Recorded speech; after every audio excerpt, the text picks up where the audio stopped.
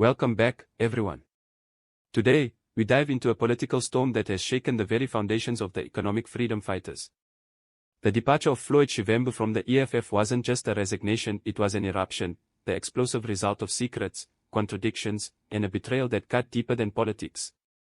Behind the slogans and the red berets, something had been festering, and now the truth is clawing its way into the open. For over a decade, Julius Malema and the EFF carved out a niche in South Africa's political landscape as the uncompromising voice of the downtrodden. They railed against the forces of white monopoly capital, naming and shaming the country's wealthiest, none more frequently than Johan Rupert. Rupert wasn't just a billionaire in the EFF's narrative. He was cast as a puppet master, the symbol of entrenched privilege and economic domination, the very embodiment of the so-called Stellenbosch mafia.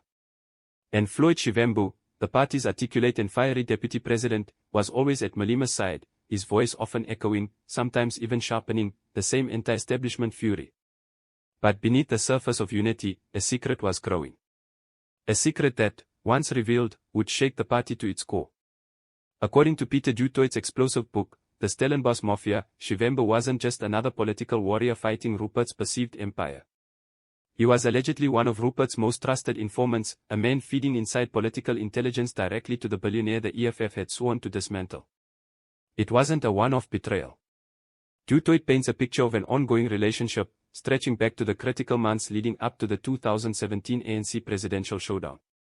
In a twist few could have imagined, Shivambu is said to have given Rupert early insights into the ANC's internal battles, allegedly forecasting Cyril Ramaphosa's rise over Nkosazana Dlamini Zuma. If true, this wasn't just a crack in the ideological armor of the EFF, it was a gaping wound. The most shocking revelation.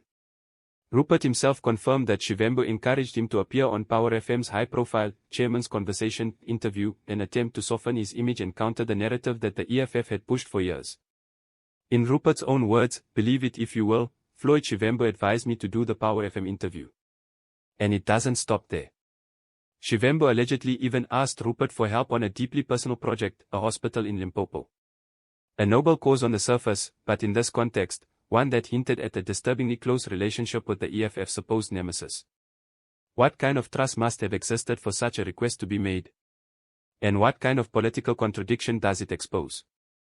If Malema knew at the time, he kept it well hidden. But insiders suggest the EFF leader was blindsided and deeply hurt. The betrayal wasn't merely political, it was personal. Their bond, forged in the heat of political struggle, had been corroded by hidden alliances and quiet ambitions.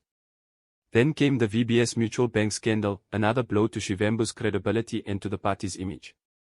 The bank, once seen as a beacon of black empowerment, collapsed amid allegations of looting and corruption, devastating the finances of countless working-class South Africans.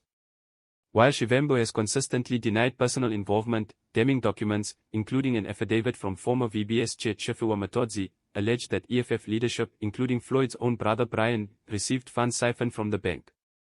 To a party claiming to speak for the poor, the optics were catastrophic. For Malema, the burden of defending his deputy must have grown heavier by the day. Behind the scenes, the relationship that once seemed unbreakable began to fray. Publicly, there were still smiles, handshakes, camaraderie. But within the party's upper echelons, tension simmered, an open secret whispered among insiders and slowly creeping into the press. When Shivambu finally resigned, the emotional toll on Malema was clear. He compared the pain to losing a mother, raw, real, and devastating. He called Shivambu a brother, revealing just how deep their connection once ran. And yet, even in his grief, Malema made it clear that the party's rules and values came before personal loyalties. He accepted the resignation, but not without an unmistakable undertone of sorrow and disappointment. It now appears that Shivambu's fall wasn't the result of one scandal, but of two irreconcilable identities. On the one hand, the public firebrand denouncing white capital, on the other, the alleged backroom confidant of Rupert. This contradiction became too glaring, too impossible to ignore. The EFF, with its rigid ideological purity, could no longer accommodate a leader whose private choices clashed so violently with the party's public stance. And so, Shivambu made his next move, defecting dramatically to Jacob Zuma's MK party. It was a shift that seemed less about a new political home and more about necessity, a refuge after ideological exile. This was not just a split. It was a seismic rupture, a reckoning years in the making. What began as whispered doubts and conflicting ideologies ended with the very public undoing of one of South Africa's most visible political partnerships. The EFF's facade of unity has cracked, revealing the human flaws, ambitions, and betrayals beneath. What do you make of it all? Is this just politics as usual, or something far deeper? Let us know in the comments.